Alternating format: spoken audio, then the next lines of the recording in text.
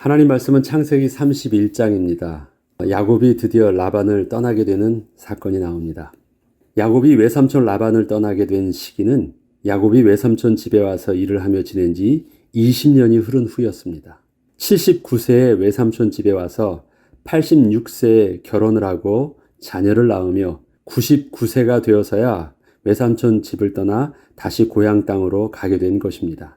앞서 14년 동안은 외삼촌의 딸 레아와 라헬을 얻기 위해서 무료로 봉사한 기간이었고 6년 동안은 정식으로 품삯을 받은 것은 아니었지만 야곱이 외삼촌 집에서 일을 한 대가로 외삼촌 집의 가축 중 자신이 관리하던 것 중에서 점 있는 것, 아롱진 것, 그리고 양 중에서는 검은 것 등의 가축은 자신의 것으로 구별하여 가지기로 했던 기간이었습니다. 창세기 30장 43절에 보면 이에 그 사람이 매우 번창하여 양떼와 노비와 낙타와 나귀가 많았더라고 기록하고 있는데 이러한 그의 재산은 모두 6년이라는 짧은 기간 동안에 이룬 것이었습니다.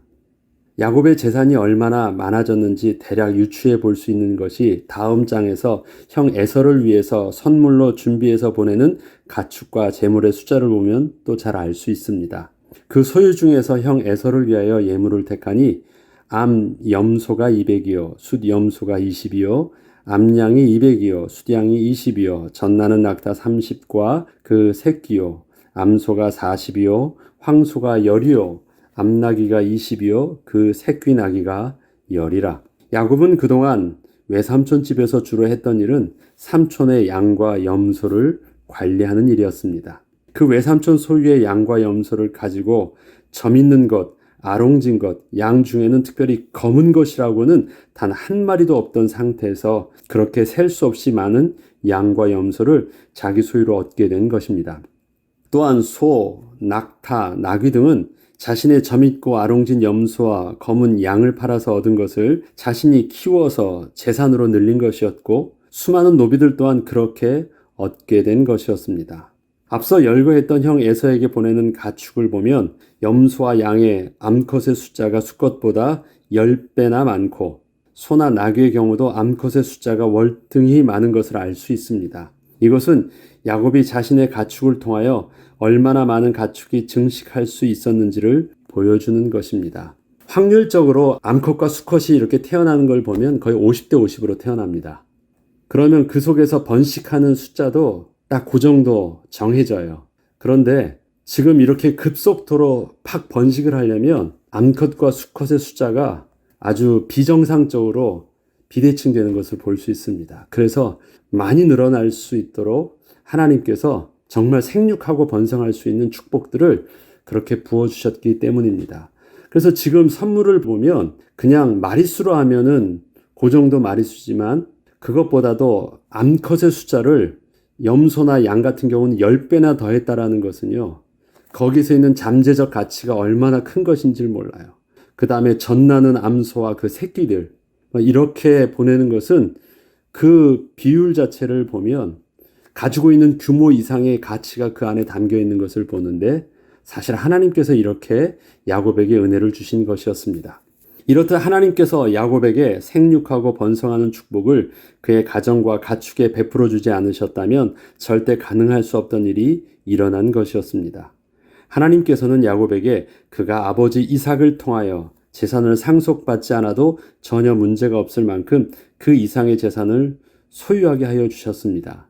지난날 아버지 집에 있을 때는 형 몫으로 갈 재산 중에서 자기가 얻어야 될 것을 더 원했기 때문에 그렇게 노력을 하고 속고 속이고 막 했었는데 하나님께서 다시 돌아가게 될 때는 아버지 집에 있는 자신의 분깃을 얻지 않아도 될 만큼 많은 양을 이미 다 소유하고 들어가게 되었습니다. 특히 또 뒤에 보면 또 형이 야곱에 주는 이 선물을 하나도 받지 않아도 될 만큼 하나님께서는 형 에서에게도 엄청난 재산을 주어서 지금 살고 있는 그 땅, 가나안 땅이 좁아가지고 내가 여기서 살면 내가 손해다 싶어서 스스로 나가야 할 만큼 하나님께서 에서에게도 많은 복을 주셨습니다. 그래서 실질적으로 보면 장자의 축복이 아버지의 육신적인 축복을 누가 더 뺏고 뺏기느냐의 문제처럼 보였는데 실질적으로 이루어지는 걸 보면 그런 육신적인 물질적인 축복은 아무 의미 없는 것이 되게 하시고 하나님의 언약의 축복이 그 약속의 땅에 심겨지는 것을 나중에 가면 보게 됩니다. 아무튼 하나님께서 물질의 축복은 야곱에게 6년 동안 상상치도 못하는 응답으로 더해 주셨습니다. 야곱이 남들에게는 평생을 노력해도 어려운 그 재산을 불과 6년 만에 얻게 된 것입니다. 지난 6년 전에 야곱의 모습은 자기 스스로 이렇게 말했었습니다. 내가 오기 전에는 외삼촌의 소유가 적더니 번성하여 때를 이루었으니 내 발이 이르는 곳마다 여호와께서 외삼촌에게 복을 주셨나이다. 그러나 나는 언제나 내 집을 세우리이까. 아무것도 없었다는 거예요. 그런데 이 자기 집을 세우지 못했던 것은 아버지 집에 있을 때도 마찬가지였습니다. 지난 시절 야곱은 아버지 집에서 79세가 되기까지 결혼조차 하지도 못한 상태였고 결국 단 한 푼의 재산도 얻지 못한 채 쫓겨나듯 집을 나서야 했었습니다. 그리고 외삼촌 집에 와서도 결혼을 위해 지급할 돈이 없었기에 14년간을 삼촌을 섬기느라 93세가 되기까지 야곱에게는 재산이 하나도 없던 상태였고 스스로 독립을 할 수도 없던 자였는데 거의 100세가 되어서 아버지 이삭과 버금가는 재산을 소유한 부자가 되어 집으로 돌아갈 수 있게 된 것이었습니다. 이것은 실로 기적에 가까운 일이 야곱에게 벌어진 것이었습니다. 때가 되니까 야곱을 대하는 라반의 안색이 전과 같지 않게 되는 일이 일어납니다. 야곱이 라반의 아들들이 하는 말을 들은즉 야곱이 우리 아버지의 소유를 다 빼앗고 우리 아버지의 소유로 말미암아 이 모든 재물을 모았다 하는지라. 야곱이 라반의 안색을 본즉 자기에게 대하여 전과 같지 아니하더라. 여호와께서 야곱에게 이르시되 내 조상의 땅 내 족속에게로 돌아가라. 내가 너와 함께 있으리라 하신지라. 라반은 자기 두 딸을 주면서까지도 야곱을 자기 품에 안고 있어야 될 만큼 너무너무 소중한 자였습니다. 어떻게 해서든지 달래서라도 자기 애를 떠나지 않도록. 그런데 지금은 상황이 완전히 바뀌어진 모습인 거예요.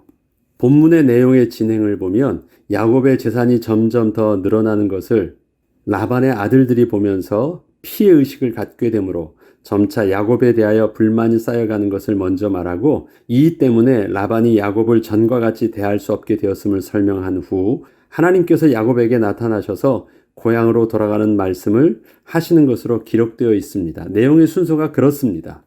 본문의 내용을 보면 야곱이 더 이상 외삼촌 집에서 살 수 없는 분위기가 되었기 때문에 하나님께서 이제는 떠나라고 말씀하신 것 같지만 사실 이것은 하나님의 정하신 시간표가 되어서 야곱을 떠나게 하시려는 그동안의 하나님의 인도하심의 결과였습니다. 하나님께서 이삭을 그랄 지방에서 떠나게 하실 때도 눈치를 보면서 자기가 있을 때 그것이 자기가 떠나지 않게 되는 이유인 줄 알았는데 실질적으로 떠나게 되는 것은 이삭에게 하나님께서 30배, 60배, 100배의 축복을 그 땅에서 그 해에 주게 하셨을 때부터 일이 일어난 것을 봅니다.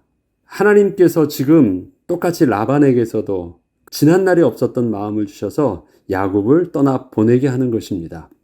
이것은 지금 야곱이 떠나게 될 수 있도록 하나님께서 그렇게 은혜를 베푸신 하나님의 시간표가 진행되었기 때문이었습니다.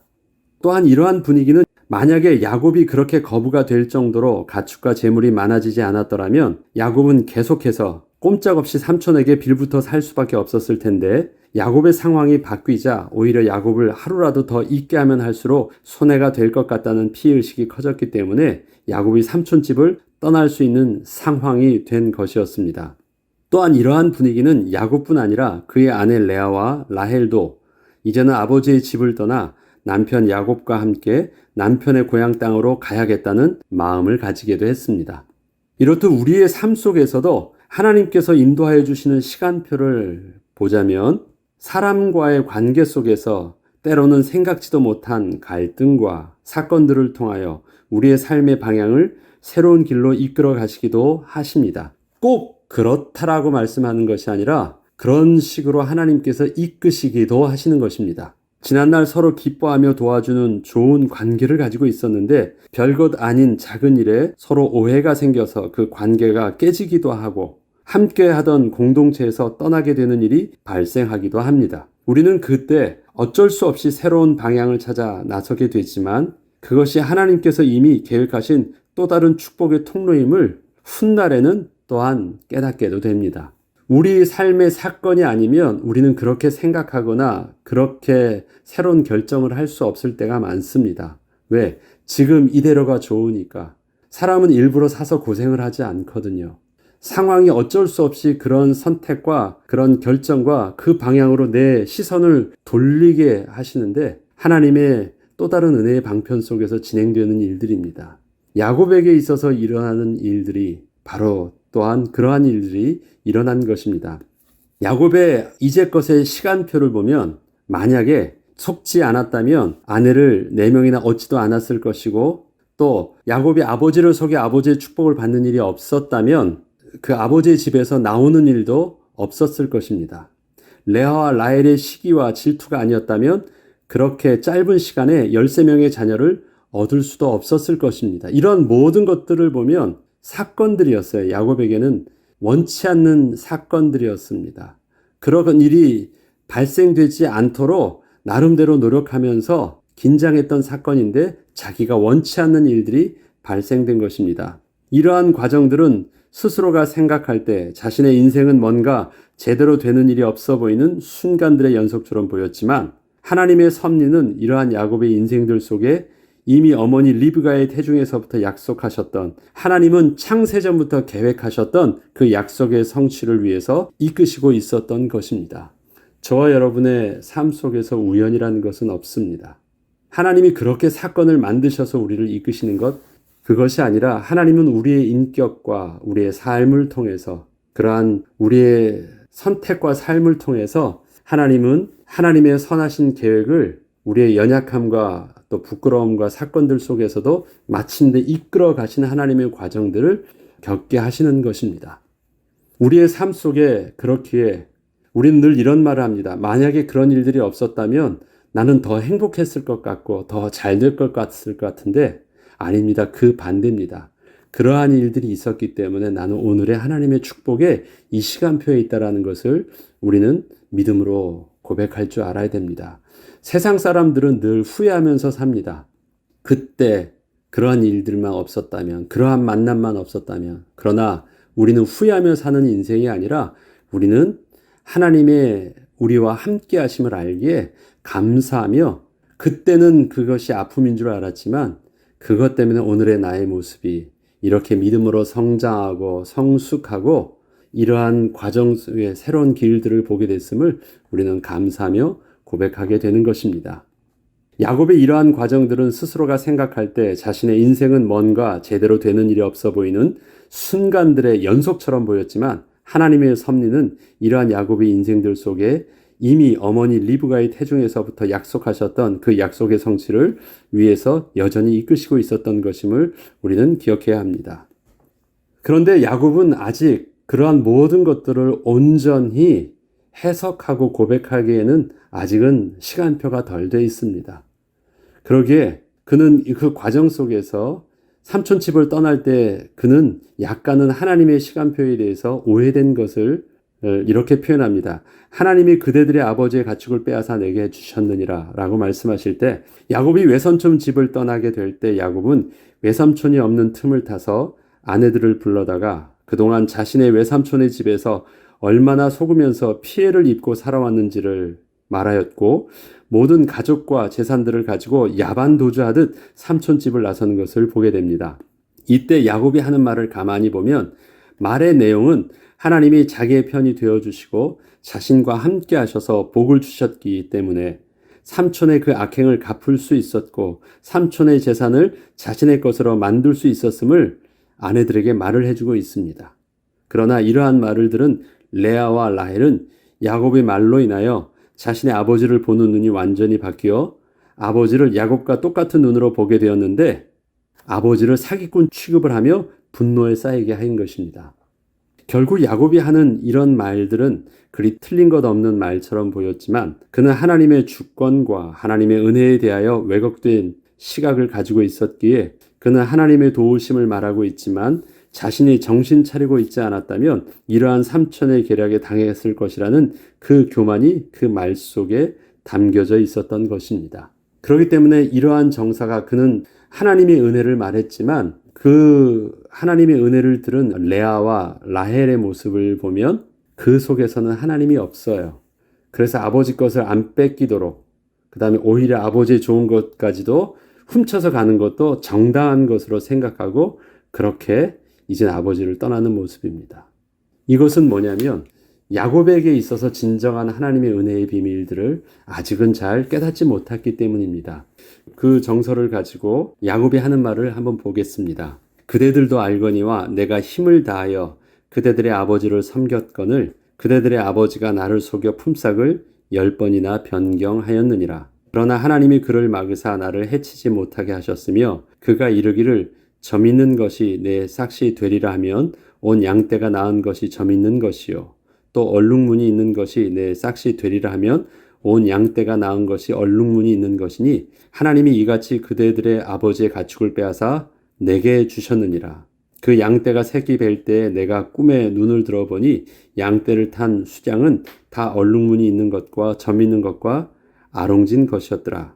여기까지 보면 분명히 하나님께서 꿈에 그것을 보여주셨고 하나님께서 삼촌이 가만 보니까 점 있는 것이라고 하면 점 있는 것이 태어나니까 아니야 아롱진 것이 하면 또 그때서부터 아롱진 것이 막 태어나기 시작하고 막 이러한 상황들을 보면서 지금 라반이 계속 약속을 바꿔나가요. 그래도 막 주시는데 이것은 분명히 하나님께서 주신 은혜가 맞습니다. 그런데 이것과 다르게 야곱이 점 있고 아롱진 것, 검은 것을 잊게 하기 위해서 했었던 일들을 한번 보죠. 이거는 사실이에요. 하나님께서 주신 사실이 맞는데 이 일들을 하기 위해서 야곱은 마치 자기가 그렇게 한 것처럼 점 있고 아롱진 것이 태어나도록 애를 썼던 모습이 나옵니다. 이게 본래 야곱의 모습이었어요. 그래서 고백은 이렇게 하고 있지만 실질적으로 자기는 자기가 얼마나 똑똑하게 인본주의를 써서 나름대로 자기가 가지고 있는 양과 염소를 잘 키우는 그 노하우를 가지고 잘했기 때문에 그런 걸 얻었다라는 것을 숨기고 있습니다. 우리가 신앙생활을 할 때도 그래요. 하나님께 영광을 돌린다라고 하지만 내가 아니었으면 그런 일들을 못했던 것처럼 나의 열심이 그 안에 담겨져 있는 간증을 할 때가 참 많이 있습니다. 마치 하나님의 은혜를 말하고 있는 듯 하지만 나였기 때문에 가능한 것처럼 내가 이렇게 정신 차리고 이렇게 열심이고 이렇게 많이 기도하고 이렇게 최선을 다했기 때문에 된 것처럼 느껴지게 합니다. 사람의 언어는 겉의 말과 속의 말이 있습니다. 겉에는 그렇게 말하지만 그 사람의 품어 있는 그 영적인 모습이 분명히 전달되어집니다. 야곱은 분명히 하나님의 은혜를 말하고 있는데 지금 이것을 통해서 레아와 라헬이 얻은 것은 뭐냐면 나도 야곱과 같이 똑똑해져야 되겠다. 아니면 나도 다 당해서 다 빼앗기겠구나. 그런 것을 느끼게 됩니다. 그 다음의 내용을 보면 알 수 있습니다. 한 번 더 보겠습니다. 나는 베델의 하나님이라 내가 거기서 기둥에 기름을 붓고 거기서 내게 서원하였으니 지금 일어나 이곳을 떠나서 내 출생지로 돌아가라 하셨느니라. 라헬과 레아가 그에게 대답하여 이르되 우리가 우리 아버지 집에서 무슨 분깃이나 유산이 있으리요. 아버지가 우리를 팔고 우리의 돈을 다 먹어버렸으니 아버지가 우리를 외국인처럼 여기는 것이 아닌가. 여기 외국인처럼이란 누구예요? 지금 그 야곱을 그런 식으로 대했었다라는 것입니다. 우리도 똑같이 야곱처럼 대하는 것이 아닌가. 다시 말해서 레아와 라헬이 지금 누구 생각과 같은 사람이 돼 있어요? 야곱과 같은 사람이 돼 있어요. 하나님이 우리 아버지에게서 취하여 가신 재물은 우리와 우리 자식의 것이니 이제 하나님이 당신에게 이르신 일을 다 준행하라. 야곱의 편이 돼 있죠. 야곱이 일어나 자식들과 아내들을 낙타들에게 태우고 그 모은 바 모든 가축과 모든 소유물 곧 그가 밧달 아람에서 모은 가축을 이끌고 가나안 땅에 있는 그의 아버지 이삭에게로 가려 할세 그때 라반이 양털을 깎으러 갔으므로 라헬은 그의 아버지 드라빔을 도둑질하고 야곱은 그 거취를 아람 사람 라반에게 말하지 아니하고 가만히 떠났더라. 지금 레아와 라헬의 모습은 평생 키워준 아버지를 대하는 딸의 모습이 아닙니다. 야곱처럼 삼촌 라반에게 속고 빼앗겨가지고 상처 있는 모습으로 떠나는 것입니다. 그래서 아버지의 가장 소중한 드라빔을, 우상덩어리죠, 훔쳐서 가는 것을 마땅히 여기는 것입니다. 지금 이러한 레아와 라헬의 생각이 야곱이 하나님이 내게 은혜 주셨어 라고 말한 야곱의 말을 통하여서 바뀌어진 모습이에요. 그럼 이게 복음일까요? 이게 그가 정말 하나님의 은혜를 알고 이제는 우리는, 나는 약속의 자니까 하나님께서 우리에게 약속하신 가나안 땅으로 가야 돼 라고 말하는 야곱의 모습일까요? 아니에요. 평생 삼촌에게 상처를 입고 삼촌에게 안 당하려고 얼마나 그 속에서 똑똑하게 긴장하면서 약을 썼는지. 야곱이 천하의 야곱이었거든요. 그런데 어쩔 수 없이 여기서 눌려 살면서 끙끙거리면서 살았지만 그 안에 자기의 본래의 성품은 하나도 바뀌지 않은 상태에서 그렇게 살았던 야곱의 모습을 보게 되는 것입니다. 하나님께서는 그러한 야곱을 그럼에도 그 사람 야곱에게 복을 주셨던 것입니다. 그런데 야곱은 드디어 외삼촌 집을 떠나게 되었지만 앞으로 가나안 땅에 들어가기까지 넘어야 할 몇 가지 산이 더 있었습니다. 그러한 과정들을 통하여 진정으로 지나온 인생 속에서 그와 함께 하셨던 하나님의 인도하심과 은혜를 깨닫게 되고, 자신도 모르게 자기 안에 숨겨져 있던 많은 불신앙과 우상숭배의 잔재들과 자기의 성품들과 체질들이 다 없어지며 진정으로 하나님께 예배할 수 있는 거룩한 예배자의 모습으로 바뀌어지면서 하나님의 약속하신 축복의 땅으로 들어가게 됩니다. 그냥 들어가지 않아요. 과정 속에 우리는 알고 있는 많은 사건들이 있죠. 그 시간들을 통해서 100세가 되도록 바뀌지 않았던 야곱의 성품이 그 짧은 기간에 또 하나님께서는 야곱을 완전히 바뀌는 사건들을, 은혜를 베풀어 주십니다. 그래서 거룩한 예배자의 모습으로 약속의 자녀여 백성이 되어서 하나님의 약속의 땅에서 있게 될 때, 그곳에서 여호와 이름을 또 야곱도 부를 수 있는 사람으로 하나님께서 어떻게 만드시는지를 우리는 이젠 그 다음의 과정을 통해서 보게 되는 것입니다. 리브가의 태중에서부터 야곱을 택하시고 야곱을 향한 선한 계획을 가지고 계셨던 하나님께서는 계획하신 뜻을 이루시기까지 말씀하신 대로 그 사람 야곱을 떠나지 않으시고 계속 인도하여 주실 것입니다. 내가 너와 함께 있어 내가 어디로 가든지 너를 지키며 너를 이끌어 이 땅으로 돌아오게 할지라. 내가 내게 허락한 것을 다 이루기까지 너를 떠나지 아니하리라 하신지라. 하나님께서 허락한 것을 다 이루시는 것, 그게 뭘까요? 너에게 복 준다? 아니에요. 너에게 물질 주겠다? 그것도 아니에요. 하나님께서 야곱에게 기대한 것은 야곱을 통해서 여호와 하나님의 이름을 부르는 거룩한 예배자로 세우는 것입니다. 그것이 아브라함이 붙잡았던 것이고 이삭이 붙잡은 것이고 그것을 야곱이 붙들어야 되는 것입니다. 그것 때문에 복을 받는 것입니다. 물질의 축복은 그것 때문에 하나님께서 주시는 것이지, 물질의 축복 자체가 하나님께서 야곱과 아브라함과 이삭을 선택하셨던 이유가 아니거든요. 복은 뭐냐면 아무도 여호와 하나님의 이름을 모르는 세상에 여호와 이름을 유일하게 부를 수 있는 거룩한 백성이 되는 것.